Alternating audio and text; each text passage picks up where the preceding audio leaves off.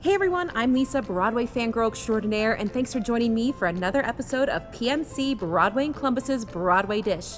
This week we are taking you on a 360-degree tour of the Ohio Theater.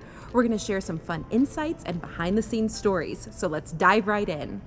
Well, we are standing in the mezzanine of the Ohio Theater, and before I tell you two fun stories about that beautiful chandelier right there, I need to share some impressive statistics with you. The chandelier is 11 feet wide at its base. It's 21 feet high and weighs 2.5 tons. It has 240 lights on its outside and 99 inside. And when it comes time to clean and rebulb the chandelier, it takes 7 people about an hour to slowly lower and crank the chandelier. So have you ever noticed any fun details on the chandelier, like the flying horses? Ever wonder how they got there? Well, the story goes that a designer took his proposal for the chandelier to Thomas Lamb, the architect for the Ohio Theater, and Lamb didn't seem happy with his design. And the designer said something along the lines of, "It has everything, the only thing it doesn't have is flying horses." And Lamb said, "Yep, that's what it needs." So those flying horses were added. And here's my all-time favorite story, and a story you can use to impress your friends. Take a look up at those can lights that are around the star of the chandelier. Ever wonder how they got there? Well, the Ohio Theater ceiling is hung, so they weren't able to find an exact location to hang each of the lights from above, so they needed to do it from below. But they didn't want to construct a bunch of expensive scaffolding. So the master electrician's son at the time was a master sharpshooter. So he laid on the floor of the mezzanine and with a .22 caliber rifle fired each of the shots and the places to hang the lights. And the story goes, he didn't miss a single shot, and then the lights were able to be installed. Pretty cool, huh? I am joined by Jason Gay, the stage manager here at the Ohio Theater. Now, Jason, back in the 90s, several Broadway shows came through that required some structural changes to this beautiful theater. Can you tell us more about that? Sure. Phantom of the Opera basically rewrote the book on touring Right. when they showed up here in '95. Prior to them coming to the theater, we would do Broadway shows of 4 or 5 semis. Phantom of the Opera showed up with 23 semis worth of equipment.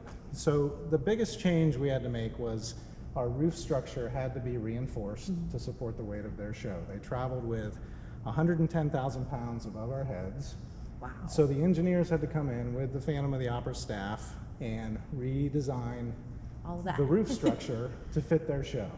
Now what happens is many touring shows use the same structure. It's basically become the standard of the touring industry. And Miss Saigon, when it came through in the 90s, had to use that same structure because I think the helicopter was 24,000 Right, that was a great effect, great effect. And then Lion King required some changes to the theater too. Right, with Lion King, the biggest change we made was in the audience area. The show projected out into the seating area, so we had to build a dressing room in the back of the auditorium for Birth of the Elephant, and we had to build percussion platforms for the percussionists that were in the auditorium, and then we built a set of steps that cut through the orchestra pit so that the performers could go down into the house and then back up on stage easily. The next big change we made was right before Lion King showed up. We built a new dressing room tower to support their company. All right, well, let's go check out those dressing rooms. Sounds good. So Jason, we're up in those dressing rooms now. Tell us more about where we are. Okay, we are in the Zimmerman dressing room. This is our star dressing room. Right. It was built in 2001 to support the large Broadway shows. This is our largest room and our nicest. And many performers don't really want to leave the dressing rooms because it feels so much like a hotel room. It's very It's nice. Yeah. So besides the Broadway stars that come through, we've had a lot of other stars come through the Ohio We Theater. have. So let's take a peek where those stars might get ready, and then you can tell me who's been in this room. Sounds good. All right. So we've had Yo-Yo Ma, Wow.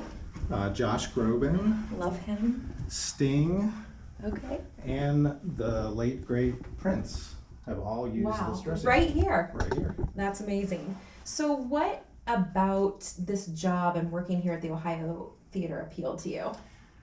I think the biggest appeal was being able to do the big Broadway touring shows.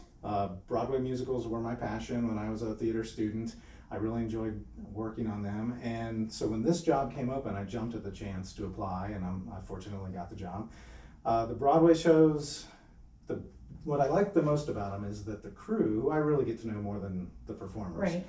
The crew become lifelong touring crew members. So we see them repeating, every couple of years they'll come back with a new show. And because the shows are here for a week and as much as 6 weeks, we really can develop the relationships. And that's really what I like, the relationships and the people I get to know. Yeah, it's fun to get to know all those people that make the show happen. Yeah, it is.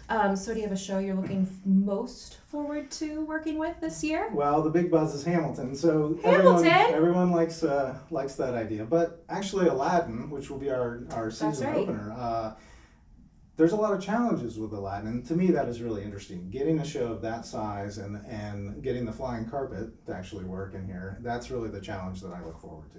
That's awesome, and those stars will be right here. Well, thank you so much for joining me, Jason, and taking us on a little behind-the-scenes peek. You're welcome. Well, I hope you've enjoyed this 360-degree tour of the beautiful Ohio Theater. And that's it for this week's episode of PNC Broadway and Columbus's Broadway Dish. We'll see you again next week. Bye.